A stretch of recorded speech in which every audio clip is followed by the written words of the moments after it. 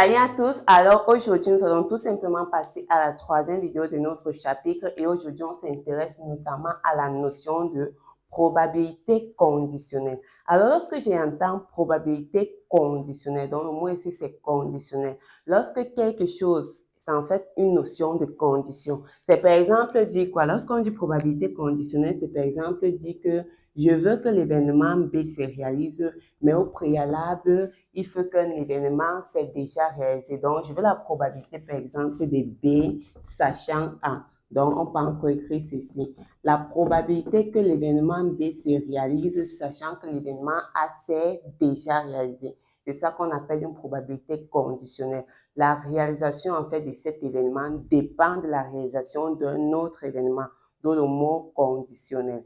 OK.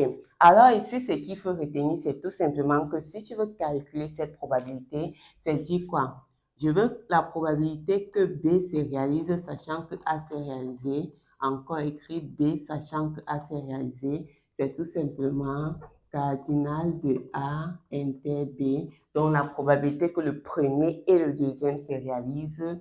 Donc, pardon, le nombre d'éventualités, c'est cardinal de A. On peut toujours utiliser les probabilités. Donc, ceci, ça encore dit quoi? Si tu as plutôt les probabilités, tu vas dire que c'est la probabilité que A inter B se réalise sur la probabilité que ceci, que A se réalise. OK. Maintenant, prenons un exemple. Supposons par exemple qu'on est dans une classe, dans une salle de classe et que disons que j'ai 20 filles et que j'ai 30 garçons. Supposons que parmi les 20 filles, on a quoi? On a par exemple 15 qui sont en santé et il y a 5 qui sont malades. Parmi nos garçons, il y a disons 28 qui sont en santé, il y a 7 qui sont malades. Et maintenant, je veux choisir un élève dans cette salle de classe. Je peux dire quoi? Donnez-moi la probabilité de choisir un élève sachant que cet élève est malade. Donc ici, pour matérialiser ceci, c'est dire quoi? Au départ, tu peux utiliser un arbre à choix. J'ai quoi? J'ai les filles et j'ai les garçons. On a 20 filles, on a 30 garçons. Maintenant, il y a les filles qui sont malades et les filles qui ne sont pas malades. On a les garçons qui sont malades et les garçons qui ne sont pas malades. Maintenant, ici, c'est dit quoi? On m'a dit qu'il y a 15 filles qui sont en santé. Donc, j'ai 15 qui ne sont pas malades. J'ai 5 qui sont malades. Ici, j'ai 28 garçons qui sont en santé. 28 qui ne sont pas malades et 7 qui sont malades. OK. Ici, remarque que le 5, c'est quoi? Lorsque je dis 5, c'est tout simplement le nombre de personnes qui est le nombre de personnes malades sachant que c'est une fille. Donc, je peux dire quoi? La cardinale, la probabilité d'être malade sachant que le nombre de personnes malades sachant qu'on est une fille, c'est tout simplement 5. Pourquoi? On a 20 filles, on a 5 malades, 15 qui ne sont pas malades. Maintenant, ceci, c'est quoi? Je suis une fille et je suis malade. Il y a 5 filles malades. Donc, ceci qu'on a ici, c'est le nombre de filles malades, le nombre de personnes malades, sachant que ce sont des filles. De même, ici, c'est par exemple quoi? J'ai 7 garçons malades, sachant que ce sont les garçons. Donc, ici, c'est tout simplement cette notion qu'on appelle la probabilité conditionnelle. Maintenant, si tu veux, par exemple, le nombre de malades, on a quoi? On a les malades sachant qu'ils sont des filles et les malades sachant qu'ils sont des garçons. Tu sommes tout simplement quoi? À la fin, j'aurai le nombre de malades. Le cardinal des malades, c'est quoi? Je suis malade sachant que je suis une fille ou alors je suis malade sachant que je suis un garçon. Donc le 5 plus 7. À part ceci, il est important également de connaître ce qu'on appelle les événements indépendants. Lorsqu'on dit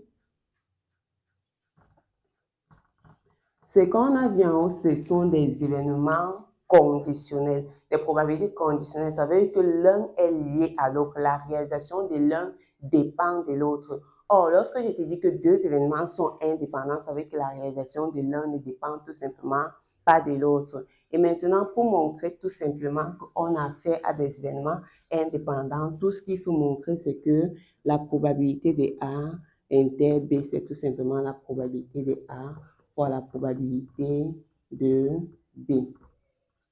Tout simplement. Donc, si tu montres ceci, tu as tout simplement montré. Donc, la probabilité que B, ici, on a dit quoi? B sachant A, c'est tout simplement la probabilité de B. Donc, la probabilité que B se réalise, sachant que A s'est réalisé, c'est la probabilité de B pour dire que l'événement B va se réaliser, ça ne dépend pas de A.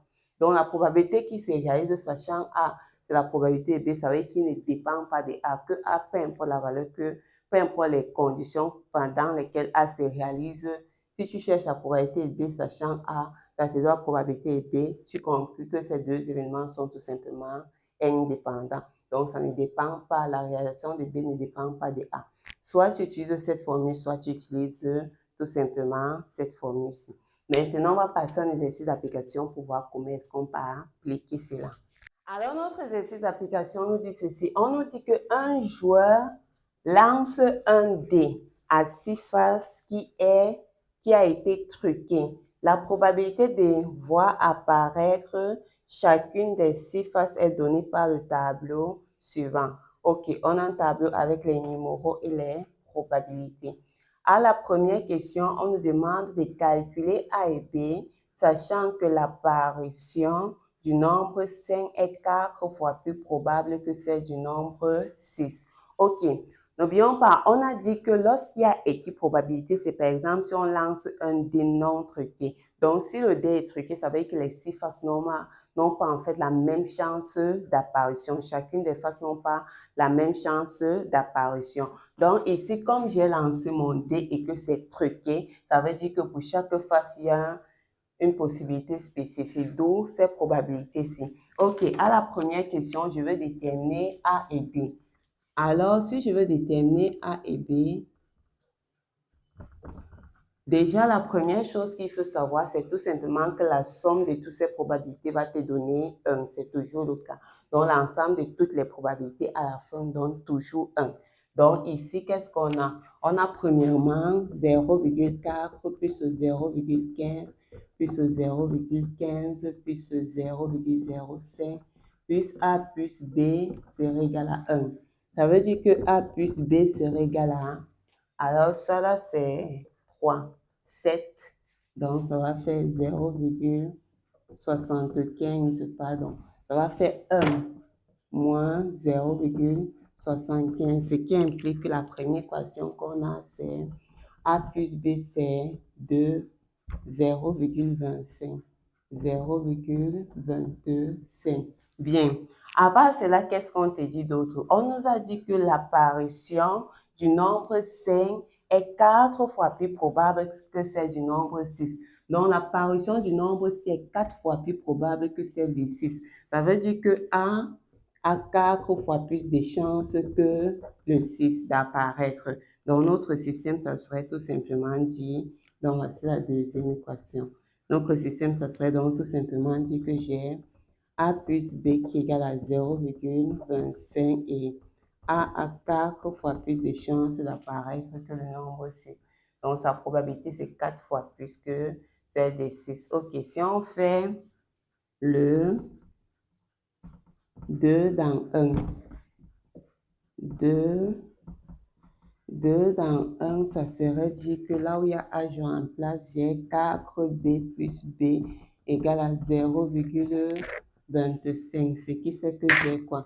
J'ai 5B qui est égal à 0,25, ce qui fait que mon B, c'est 0,25 divisé par 5. Alors, 25 divisé par 5, c'est 5.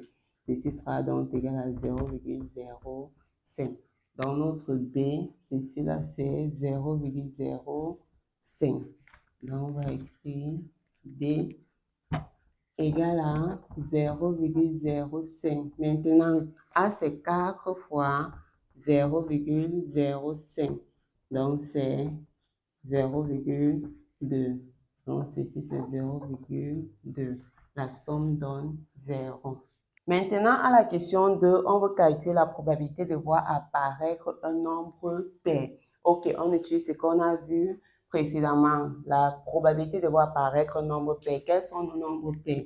On a 2, on a 4 et on a 6. La probabilité d'un événement, c'est la somme des probabilités des événements élémentaires.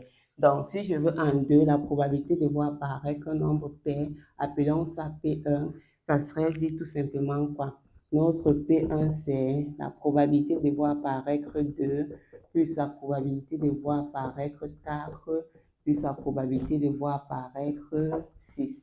Ce qui va faire, ça c'est 0,1, 0,25. OK. Et 2, c'est P1, pardon, c'est 0,25. Maintenant, en 3, on va calculer la probabilité de voir apparaître un nombre impair. On fait la même chose. Je veux la probabilité de voir apparaître un nombre impair. Appelons ça P de 2. Alors, si c'est impair, ça veut dire que tu as deux méthodes. Premièrement, tu peux utiliser, première méthode, c'est d'utiliser la somme des probabilités de 1, de 3 et de 5. Donc, ici, tu vas dire P de 2, c'est 0,4 plus 0,15 plus 0,2. Ça va faire 0,75. Donc, ça, c'est la première méthode. Tu as ton P de 2 qui est 0,75.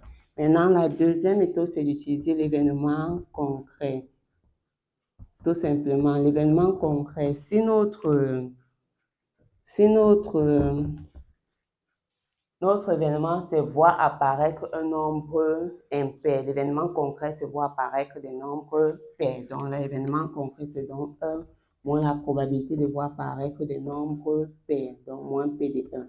Ce qui fait 1 moins 0,25, ce qui fait également 0,75. Donc, soit tu peux utiliser l'événement concret ou bien tu sommes toutes les probabilités des nombres impairs.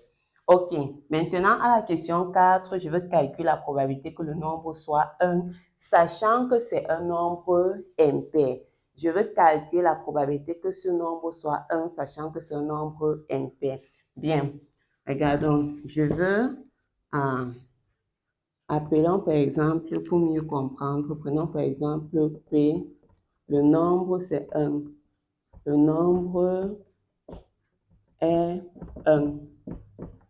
Et prenons B, par exemple, le nombre est impair. Qu'est-ce qu'on veut ici?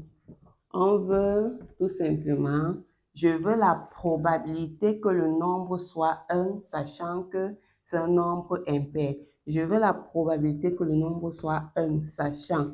Donc, ce que je cherche, c'est la probabilité que A se réalise, sachant que B c'est déjà réalisé. La probabilité que mon nombre soit 1, sachant que c'est bien un nombre impair. Donc, ici, tu peux tout simplement appliquer cette formule. Ici, je veux quoi? C'est la probabilité d'être 1 et d'être impair sur la probabilité, on met toujours la probabilité de B. OK. Or, la probabilité de B, la probabilité que le nombre soit impair, c'est quoi? C'est tout simplement, c'est la probabilité que ce soit impair. Ça là, c'est P de 2. Maintenant, ici, la probabilité, le nombre est 1 et il est impair. Il n'y a qu'un seul cas de figure. Je suis 1 et je suis impair. Donc ici, c'est 0,4. La probabilité ici, donc, c'est 0,4 sur 0,75. Donc, voici notre probabilité.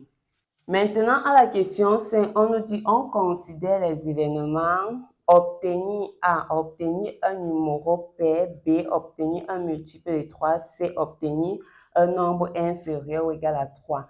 Maintenant, on veut dire si les événements A et B d'une part et A et C d'autre part sont indépendants. OK. La première chose, on a dit que les événements sont indépendants, soit si la probabilité de B sachant A, c'est probabilité de B, ou alors tout simplement si j'ai ceci. Donc ça, c'est notamment la méthode la plus facile. Donc, ce qu'on va faire dans ce sens, c'est tout simplement de calculer d'abord les trois probabilités. OK. Calculons nos trois probabilités. Commençons par l'événement A. Donc, ici, on a la question 5. Commençons par P de A. Donc, si je commence par P de A, l'événement A, c'est tout simplement dit quoi? C'est obtenir un numéro pair. Bien, on a déjà fait. Obtenir un numéro pair. P de A, c'est donc tout simplement égal à 0,25. C'est P de 1 qu'on a trouvé tout à l'heure. Ensuite, P de B, c'est obtenir un multiple de 3. P de B, je veux un multiple de 3. Or, quels sont les multiples de 3? Les multiples de 3, on a 3 et on a 6. Donc, la probabilité de P de B, c'est tout simplement 0,5 plus 0,05. Ce qui va faire 0,2. Voici P de B. Ensuite, on continue avec le prochain qui nous dit ceci. P de C, obtenir un nombre inférieur ou égal à 3. P de C, obtenir un nombre inférieur ou égal à 3. Je suis un nombre inférieur ou égal à 3, donc je suis 1, 2 ou 3. Donc, on va dire que P de C, c'est tout simplement 0,4 plus 0,15 plus 0,15, ce qui va nous faire 0,7. Bien. Maintenant, quand on a ceci, on veut savoir si A et B sont indépendants. Donc, pour savoir si A et B sont indépendants, il faut que A inter B soit égal à A fois B, A fois B. Donc, calculons A inter B. Alors, première des choses, tu traduis l'événement. Si je te dis A inter B, c'est dit quoi? Si c'est l'intersection, tu mets juste le « et » entre les deux propositions, ça transforme en A inter B. Alors, A, c'est quoi? A, c'est obtenir un numéro pair. Donc, je veux obtenir un numéro pair. Maintenant, ceci, c'est et obtenir. On a déjà le mot obtenir un numéro pair et un multiple de 3. Donc, il y a deux conditions à vérifier. Je suis un numéro pair et je suis multiple de 3. OK, on sait qu'il y a combien? Voici les deux multiples de 3 et voici les numéros pairs 2, 4 et 6. Donc, celui qui remplit les deux conditions, c'est tout simplement 6. C'est à la fois un numéro pair et c'est un multiple de 3. Donc, on va dire que la probabilité de ceci, c'est quoi? La probabilité de A inter B, c'est tout simplement 0,05. Maintenant, qu'est-ce que tu fais d'autre part? Tu calcules probabilité de B fois probabilité de A. Je viens ici, je fais ça. Probabilité de A fois probabilité de B, c'est 0,25 fois 0,2. Donc, si on a 0,25 fois 0,2, donc ça va faire 0,50. Maintenant, il y a combien de chiffres après la virgule? On a 3 chiffres. Donc, c'est bien 0,05. Donc, j'ai probabilité de A fois B. Ça donne la même chose. Donc, probabilité de A inter B, c'est égal à la probabilité de A fois probabilité de B. On va dire donc A et B. Donc, A et B sont indépendants.